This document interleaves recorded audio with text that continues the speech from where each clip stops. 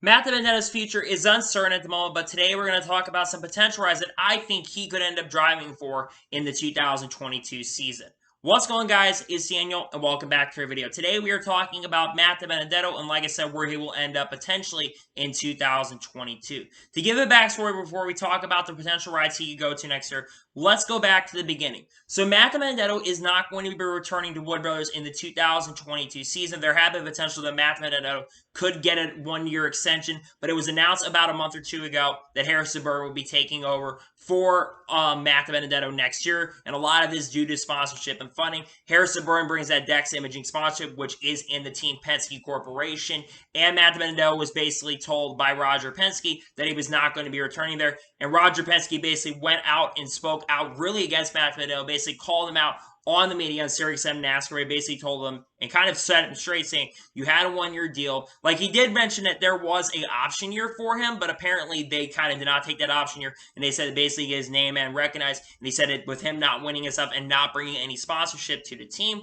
they basically was one of the big reasons why he's not going to be returning to the team. Now, Matt DiBenedetto did release a video right after it was announced, the morning after he had been told, literally the night before. Again, I think it's a little bit crappy that they kind of told him on the night before. They should have told him way sooner than they did.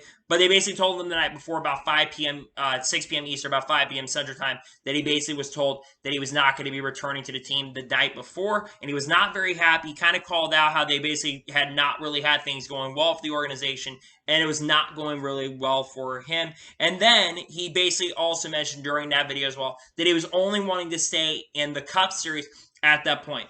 But this past weekend, he spoke to Davey Siegel from frontstretch.com. Davey Siegel, a very, very credible guy. You should go check him out on Twitter and on YouTube as well, and also his TikToks are very, very funny. But he reiterated during that talking to him that he said he's open to anything next year, including racing in the NASCAR Xfinity Series. He did mention during that he's really focusing on the final 14 races, but he basically changed his mind from saying that he only wants to race in Cup to maybe racing also in the NASCAR Xfinity Series or even in the NASCAR Truck Series in 2022.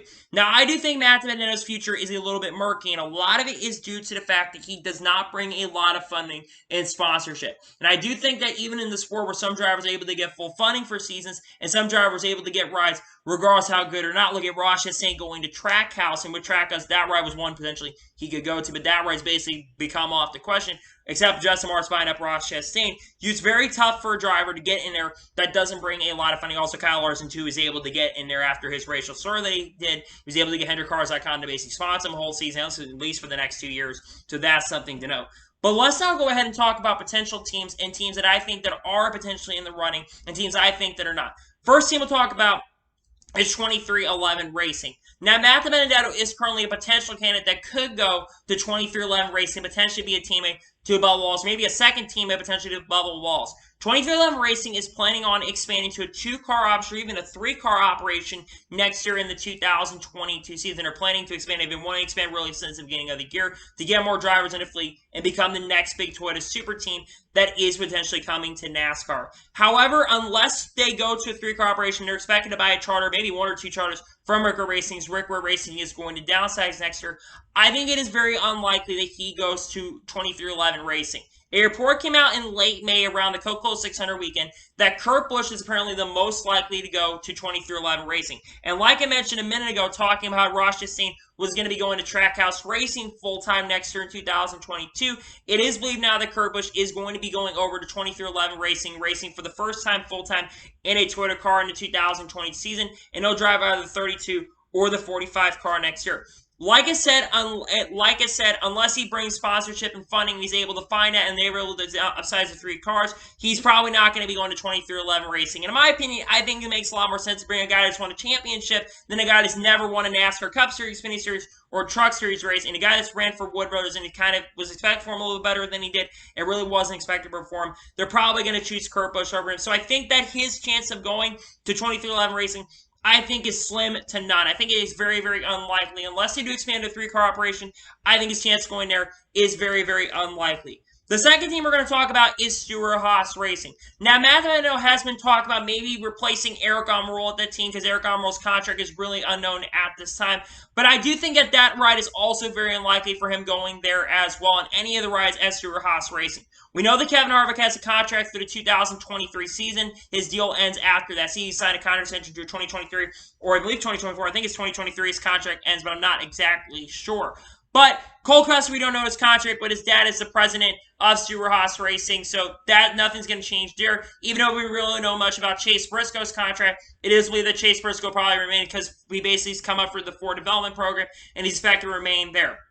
The ride that could be available for him is the 10 car. However, I think that ride is very slim to none as well, like 2311 Racing. And the reason I think that ride is slim to none is Eric Almirola spoke to the media this past week or two during the break, and he mentioned that he's expected to return he expects himself to return to Stewart-Haas Racing for the 2022 season. And I think a lot of that is due to the fact that, one, he brings the Smithfield funding organization, and like I mentioned, Matt DiBenedetto does not bring any funding to an organization that could really help him out overall. On top of that, Eric Almirola got SHR's first win of the 2021 season. They haven't been very fast this year. SHR overall struggled, including Eric Almirola's had his worst season in his NASCAR Cup Series career, his worst year since going to SHR. But that being said, I do think that he will return to the team. It's expected he's going to return, and I think that his opportunity to go to that team is out the question. The third team we'll talk about, I think that this team is a little bit more likely, but still I think it's very slim of him going there. It's like a slim to moderate chance of going there is Front Row Motorsports. It's really unknown what's going on at Front Row Motorsports at the moment. He's been in the past linked to a potential Front Row Motorsports ride for a long time. However, there was a report that came out from TobyChristie.com that mentioned that with the front row drivers are status quo. On top of that, because a lot of people think he may replace Anthony Alfredo.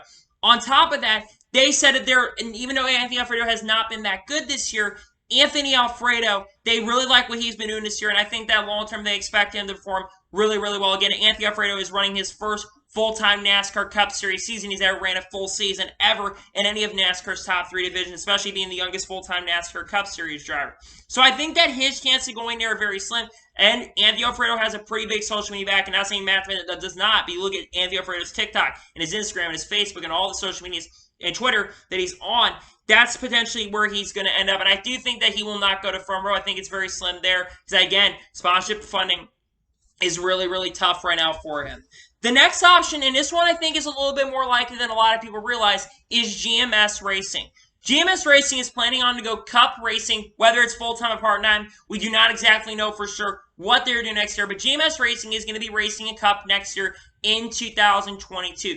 The big key thing is GMS will have a lot of Chevy backing last year. We expect Chevy to support them really, really big. On top of that, we do expect them to get Hendrick ECR engines, a combination of engines, of them working together, and they will probably be very, very somewhat competitive right in the first year. Probably be about a level of what RCR, maybe as level of RCR, maybe a decent organization, but they will be able to get Chevy backing and Chevy sponsors for them as well. The big thing is we don't know if they're going to acquire charter at this time. Now, Matt DiBenedetto does not bring a lot of funding to the organization, but I do think Matt DiBenedetto should be considered. You maybe consider a guy like Ryan Preece to go over to the organization, but a lot of people are linking Ryan Preece maybe go to SHR's Xfinity Series program next year, considering Ryan Preece has been really good, and he's also part of the KHI management group, which Kevin Harvick drives for Stewart-Haas Racing, so he could go to GMS Racing. You also have Zane Smith, who's potentially going, but Zane Smith, again, I think that he needs a little bit more time before he gets that opportunity. A lot of people mentioned Sheldon Creed, but Sheldon Creed, I think, is very unlikely to go to GMS. He mentioned he does not want to jump straight up the Cup with the GMS program. He wants to race in Xfinity full-time next year, whether it's a College Racing Xfinity Series program or that. We're not exactly sure, but I think that there's a chance here, but I think Matt will need to get a little bit of funding, but this is a ride he could go to next year. And the final Cup Series ride we're going to talk about is College Racing's Cup Series program. Now, we know for sure that Justin Haley is going to drive the full-time 16. I believe it's going to be the 16 car that they're going to run full-time next year. Now, College Racing is expected to have 2 cars next year with a second charter. They have 2 charters going into this year. Now, it is unknown currently what the plan is we know that AJ Allmendinger is going to drive part-time with the organization next year, but it's unknown what the plans are for the rest of the year. AJ Allmendinger and Matt DiBenedetto have a really good relationship and are really, really good friends on and off the racetrack. They really like each other a lot, and I could definitely see this ride potentially being up for grabs for Matt DiBenedetto to go to next year. Again, I do think that he'll need a little bit of funding, and I think that's going to be really tough to tell. But remember, they have full funding they have full season going for both those cars next year, and we will see AJ. And I do think that you have to consider Kaz Grall maybe being the running, maybe like a Josh Berry going into that ride. But we do know that Matty D could be in the running for that ride. So we'll have to see what happens right there. I also want to mention Rickroll Racing a little bit. I think that ride is very unlikely. I know people have asked me if maybe Rickroll Racing could be an option. I think that Rickroll is going to choose someone like Josh Bilicki, James Davison, or even Cody Ware, who's in their stable. I think that they're going to choose one of those three drivers to go there. But now we'll jump down to the Xfinity Series and potential rides he could go to next year. I think his options are still a little bit limited. However, I do think he has more of a free roam of where he could go in the Xfinity Series. And like I said, he did mention that he could go back down to the Xfinity Series and maybe pull the John Hunter Nemechek route, which isn't really a bad thing. Now, one thing that John Hunter Nemechek has an advantage with compared to Matt DiBenedetto is Matt DiBenedetto is a lot older of a driver. He's currently 30 years old compared to John Hunter Nemechek, who's 24 years old. Matt DiBenedetto has that age factor, which is a really, really big problem. And again, sponsorship will be really, really key. First team, though, we'll talk about is Team Penske. With the bridges burning between Team Penske and with potential gone right now, which Jordan Banshee reported not too long ago, that Team Penske was planning on basically going to have Cup guys in their field. Maybe Haley Deegan gets a couple rides with them as well. It is very unlikely that we're going to see Matt DiBenedetto at that ride, unless Team Penske changes his mind and maybe lets them run their full car. But I do believe right now that they are expecting that car to be a rotation of drivers like Harrison Burr run some starts, Joe Logano run some starts, Brad Keselowski and Ryan Blaney run starts next year. The reason they made that car full-time for Team Penske is because Austin was coming through the ranks to get some experience, and it's believed that those drivers would be for the experience. So I think that ride is off table. I think it's very unlikely he goes there. The best option, I think, for the Xfinity Series is going to be Kaulig Racing's Xfinity Series program. Now, Kaulig Racing, we know 100% right now, they are going to have AJ Allmendinger, who's going to be running full-time with the team in the number 16 car. We know that he's expected to try to go for a championship again next year, like this year he's trying to win a championship in the NASCAR Xfinity Series. We know he's going to be running full-time with that team. But there are potentially a couple rides that are going to be available. We know the Kaulig Racing at least will run 2 full-time cars next year. So, this is where I think he most likely will end up if he doesn't go to Cup full-time next year. I look at the rides that are available, the 10 and the 11. We don't know the future of Jeff Burton. Jeff Burton's had a career year in the NASCAR Xfinity Series, winning 1 race this year at Talladega. It's very unknown what's going to go on. Kaz Grall's also been linked to potentially going full-time with the team. Again, it's not confirmed at this time, but we all think that Kaz Grall could be in a running for a full-time ride in the NASCAR Xfinity Series, maybe going in and replacing Justin Haley in the NASCAR Xfinity Series. We know Justin is going full-time at Cup, but he could replace him in the NASCAR Xfinity Series as well. And that potentially could be a ride where he goes to, though, if Kaz Grall does take a lot more Cup starts next year, and Jebber maybe goes up full-time at some point and runs in Cup next year. The only other ride I see potentially him going to in the NASCAR Xfinity Series, I think is going to be Joe Gibbs Racing. Matt DiBenedetto has had connections in the past with the Joe Gibbs Racing team. Again, JGR has associated with Denny Hamlin, who's really, really good friends with. On top of that, he drove for Joe Gibbs Racing in a couple of select starts with that team in Road America, spinning out late in the race. But I do think that there has been some talk that Joe Gibbs Racing's Xfinity Series program could downsize potentially to down to a 3-car operation. Right now, Joe Gibbs Racing has a 4-car operation. They have the 18 car, which is driven right now by Daniel Hemrick with the Bobby Banks sponsorship. They have Brandon Jones driving the 19. They have Harrison Burton driving the 20. And they have a bunch of Cup drivers and Ty Gibbs driving the 54-car rotation of Cup drivers running that. However, it has been linked currently at the moment. It's been rumors going on that they could downsize the 3-car operation, especially Harrison Burton going full-time with Wood Brothers next year. It is potential that they could downsize the 3-car operation.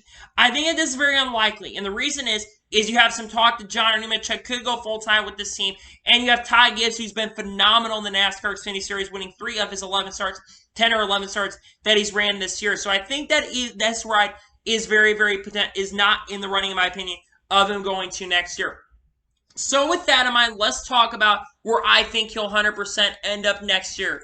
I think the only rides that are potentially available for him are Kaulig Racing's NASCAR Xfinity Series program full-time, or the Kaulig Racing Cup program for a lot of races, or GMS Racing. I think the other rides are out of the question. Again, the biggest thing for Matt DiBenedetto's future is going to be sponsorship. And I think he maybe could pick up some sponsorship. But again, he's always had to rely on funding to be able to go anywhere. And I think right now it's just going to be really tough for Matt DiBenedetto to get an opportunity to go somewhere else. Again, I am a huge fan of Matt DiBenedetto. And it's really known that he hasn't absolutely been fantastic in the NASCAR Cup Series. I mean, he's driving for the Wood Brothers, and again, they're not the best team overall, but they do have Team Penske backing. And again, he had the best average finish in Wood Brothers' return since Ryan Blaney, they had a better average finish than Ryan Blaney did in 2017. But that being said, I think that Matty D's future is very, very bleak, and I think that he will more than likely not end up back in the NASCAR Xfinity Series. I think just right now it's going to be really, really tough to tell where he goes to next year in his future. Again, Matt DiBenedetto is a guy that hasn't won, and I think a lot of things would go a long way if he could win a Cup Series race before the end of this year. And we've seen a recent trek up in performance for the Wood Brothers organization this year. You look at the performances Matt DiBenedetto has had. He's ran pretty well. Ran top 15 the last 3 or 4 races. Unfortunately, I think the crew chief change happened way too late. And it really is unfortunate they made the announcement of Harrison Burton going full-time next year, because I do think that Matt DiBenedetto has been starting to get a lot better as a driver in the NASCAR Cup Series. So I think his future, like I said, is really, really unknown at the moment. We'll have to keep an eye on his future going forward.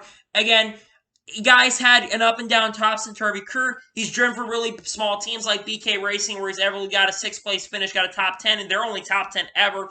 Went to the 32 for Go Fast Racing when they were in the Cup Series. Had decent success with a team. Had a decent average finish as well. And I believe also got a top 10 at Daytona 500 in 2017. Also, I think in 2018, he had a very strong run in that race. And then he went to Levine Family Racing, where he had that really awesome run and basically got national recognition. Ended up almost winning the Bristol race with Levine Family Racing Organization, finishing 2nd in that event and showing a lot of speed. So Matt DiBenedetto is a fan favorite. I know a lot of people really want to know what he's going to do next year. And again, I wish I knew, to be honest with you, what he really was going to do next year. But I think his future currently is really, really bleak. I think it's going to be really tough to tell what he's going to do next year. But I really hope that Matt DiBenedetto does get an opportunity here in the foreseeable future to get another good ride going forward. But I think a win would definitely really, really help that for him. So, anyway, that's today's NASCAR video. I want to thank you guys for watching. Please subscribe to the channel, previous channel, to be notified when a video does go live on my channel. Follow me Twitter, Facebook, and Instagram. Support page on links below for that, and comment your thoughts on today's video. Where do you think Matt DiBenedetto is going to end up next year in the 2022 season? Do you think he'll be racing in the Cup Series next year, or do you think he's going to go back down to the NASCAR Xfinity Series and race in a pretty competitive ride? Let me know in the comments below. Tomorrow, I will be returning to more normal content. For Thursday, we'll be returning to more of the normal style content. I just wanted to kind of get this video talking about Matt DiBenedetto, and I will be back to the normal style content on this channel going forward here, starting on Thursday. We'll catch up on a lot of the news from this past week. There's a lot of stuff we got to talk about on the channel. But anyway, like I said, I want to thank you guys for watching today's video, and I'll see you guys next time for some more great and awesome NASCAR content like this. Take care, everybody.